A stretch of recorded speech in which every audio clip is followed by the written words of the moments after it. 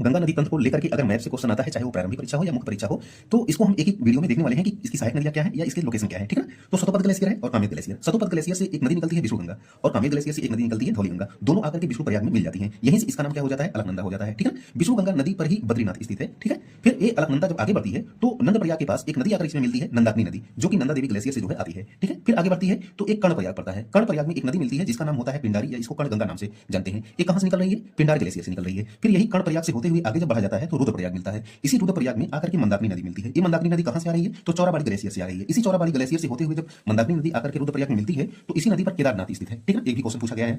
फिर जब आगे बढ़ते हैं हम तो आपको देवप्रयाग मिलेगा। इसी देवप्रयाग में एक नदी आकर मिल रही है जिसका नाम है भागीरथी नदी, ठीक है भैया। ये भागीरथी नदी कहां से निकल रही है, तो गंगोत्री ग्लेशियर या फिर कहीं की गोमुख ग्लेशियर से निकल रही है। भागीरथी नदी की ही एक नदी सहायक नदी है भिलंगना नदी। इसी पर जो है टिहरी डैम आपका स्थित है। कहां से निकल रही है, खतलिंग ग्लेशियर से निकल रही है, ठीक है। फिर भाई हम आगे बढ़ते हैं। जब आगे हम बढ़ेंगे तो हरिद्वार पड़ेगा। इसी हरिद्वार में जो है मैदानी भागों में या मैदानी क्षेत्रों में प्रवेश करती है गंगा पहली बार। फिर अपना उत्तर प्रदेश पड़ेगा, यूपी का क्षेत्र बिजनौर, यहीं से जो है गंगा यूपी में प्रवेश करती है। फिर कन्नौज, कन्नौज में एक सहायक नदी जो है उत्तर से आती है, इसका नाम है रामगंगा, ठीक है ना। फिर हम आगे बढ़ते तो अपना प्यारा सा प्रयागराज पड़ेगा और इसी प्रयागराज में गंगा की सबसे बड़ी सहायक नदी यमुना नदी, जिसको हम कालिंदी नदी के नाम से जानते हैं, ये यमुनोत्री ग्लेशियर से होकर के जो है आपका दिल्ली मथुरा आगरा होते हुए आकर के जो है प्रयागराज में मिल जाती है। खैर इसकी कुछ सहायक नदियां हैं जैसे चंबल है, बेतवा है, केन है, ये सब इसकी सहायक नदियां हैं। फिर आते हैं प्रयागराज के बाद हम आगे बढ़ेंगे तो गाजीपुर आपका पड़ेगा। इसी गाजीपुर में एक नदी आकर मिलती है गोमती नदी। कहां से निकल रही है, फुलहर झील से निकल रही है, मैदानी क्षेत्रों से निकलती है, ठीक है ना। फिर आगे आपका छपरा पड़ेगा। इसी छपरा में एक नदी आकर मिल रही है आपका जो है सरयू नदी, ठीक है भैया। सरयू नदी जो है अयोध्या से होकर गुजरती है, अम्बेडकर नगर अयोध्या से। हालांकि इसको जो है घाघरा के नाम से भी जाना जाता है। इस नदी का जो उद्भव होता है ये नेपाल से होता है, काली और कर्णाली के रूप में। दोनों जब मिलती हैं तो उसी को घाघरा कहा जाता है। आगे इसका नाम सरयू फिर घाघरा हो जाता है, ठीक है ना।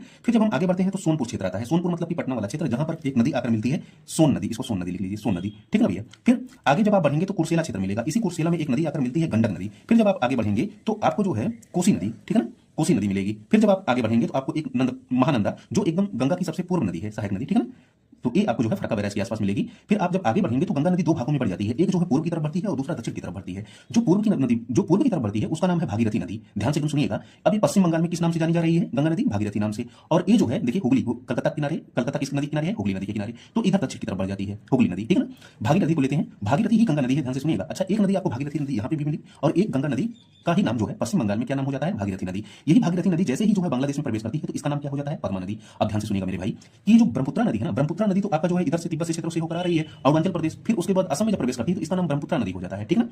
ब्रह्मपुत्र नदी जैसे ही बांग्लादेश में प्रवेश करती है तो इसका नाम जमुना हो जाता है। यही जमुना जब आगे आती है तो पद्मा और जमुना आपस में मिल जाती है तो क्या नाम हो जाता है, मेघना नाम हो जाता है। यही मेघना नदी आकर के बंगाल की खाड़ी के पास एक सुंदर वन डेल्टा बनाती है, ठीक है ना, और बंगाल की खाड़ी में विलीन हो जाती है। अब इसी जमुना नदी में जो बांग्लादेश में ब्रह्मपुत्र का नाम जमुना था, उसी में एक नदी आकर इसकी सहायक नदी मिलती है, बराक नदी। तो ये हमने जो है पूरा गंगा नदी तंत्र को देखा, इधर पूरा कहां पे वो डेल्टा वगैरह बना रही है, ठीक है। इधर थोड़ा सा देख लेते हैं दक्षिण में जो हुगली नदी आ रही है, ये कलकत्ता किनारे, कलकत्ता